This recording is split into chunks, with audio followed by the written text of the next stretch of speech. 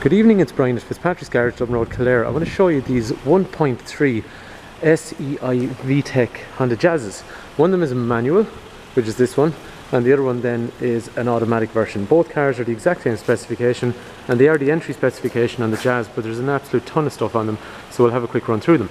The first thing on the outside is both cars will always have nice daytime running lights. This one's got its headlights on, this one here has got its daytime running lights on. So they'll be automatic. So at night time you will have your headlight come on automatically. During the day obviously then you'll have your daytime runner down here, which is these little LEDs down along through there.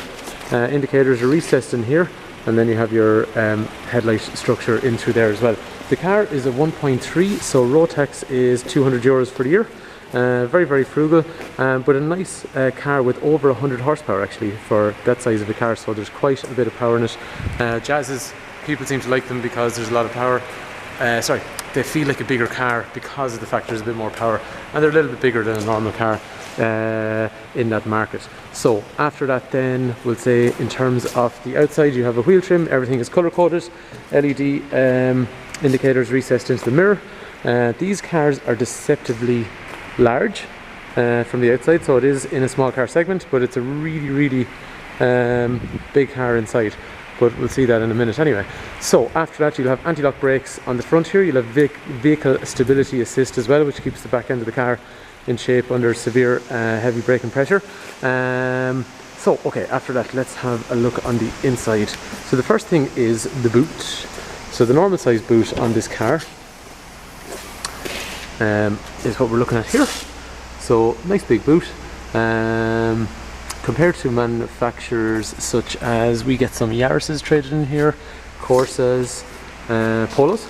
So this boot is definitely bigger than all of those at the moment as things sit.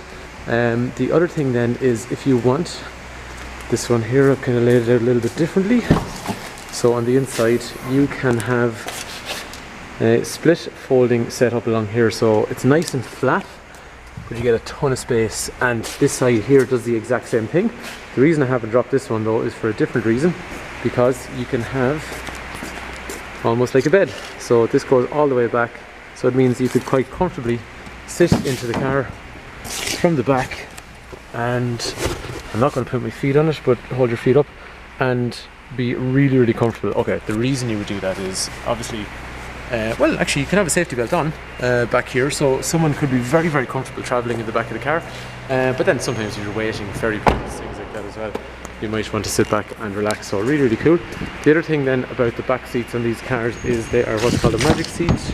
So a magic seat over here, I can do it one-handed, locks into place, and then I've got a tall mode if I want to put anything that's awkward into the car, which is great. Okay, after that then, so that is our boot and seat setup. Coming around to, all these doors have steel bars for side impact protection. There's an airbag down along here, an airbag in the side of the seat, and then we have a passenger and driver airbag along here. Electrics for windows and mirrors are going to be standard. This is just our vehicle stability control. We have our trip computer in through here for average speed, miles per gallon, all that kind of information in through there. Nice big display, easily read. Speedo and rev counter up through there. Bluetooth for mobile phone, easily used down through here. Usual radio control for volume and source, which is going to be things like, do you want to use a USB and auxiliary? There's a 12-volt outlet for charging, and then after that it has auto stop start. But this one here is a manual gearbox, so it's quite a nice little gearbox. 1, 2, 3, 4, 5 and then 6, so quite easy to use. Standard and usual radio CD setup up through here as well. So the other car, the only difference back here, apologies about the rain, it's probably really noisy in the video. This one here is an automatic. So the automatic will have slightly different gearbox setup. Obviously one less pedal because it does have a clutch, and then here then we have our gear selector, and behind the steering wheel we have paddles to go down the gears, or paddles to up the gears, and then it tells us which gear we're in over here. But essentially the two cars are identical after that. One thing is, it's probably hard to hear it, can't hear it with this rain. These cars are super quiet. We have sold many different manufacturer cars here. Some of them are hybrid, which was always raved about as being a really, really quiet car.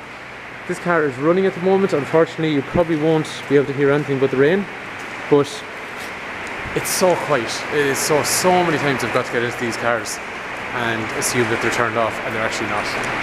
So they're really, really cool that way. Anyway, that's a quick overview on 1.3 SEi-VTEC, Honda Jazz Automatic, Honda Jazz Manual. If there's any information on the cars, Brian's my name, 0868431945, garage 045 531 000, www.hondacentre.ie. So we're a family business in operation for over 65 years. So hopefully these cars are of interest, and thanks for taking time to watch.